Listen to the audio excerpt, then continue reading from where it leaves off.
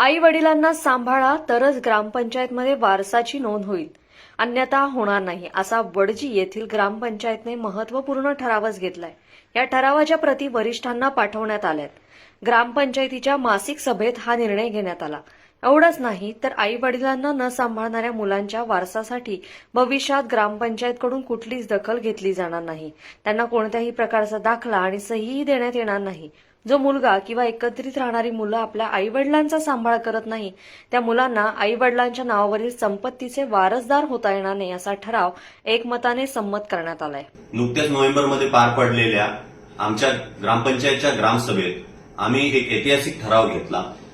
जो आईवडिलांना सांभाळणार नाही त्याची आम्ही वारस म्हणून नोंद घेणार नाही। यासाठी माझ्या गावकऱ्यांनी, उपसरपंच, पोलीस पाटील तसेच आमचे ग्रामसेवक व सर्व सदस्य यांनी सर्वांनी संमती दर्शवली व हा ठराव पारित केला।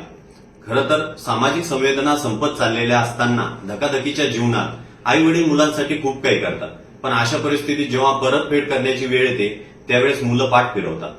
आई वडिलांच्या दवाखान्याचा खर्च, त्यांचे राहण्या खाण्याची सोय व त्यांचे पालनपोषण, वृद्धकाळात त्यांची सेवा करणं खूप गरजेचे असते। पण याच वेळेत जर मुलांनी पाठ फिरवली तर त्यांनी करायचं काय, याच गोष्टीला तडा जावा म्हणून आम्ही हा निर्णय घेतलेला आहे। आई वडिलांकडे म्हातारपणी दुर्लक्ष करणाऱ्या मुलांच्या कृतीला यामुळे चाप बसणार आहे। त्यामुळे काही प्रमाणात का होईना वृद्धांना सन्मानाची वागणूक मिळणार आहे।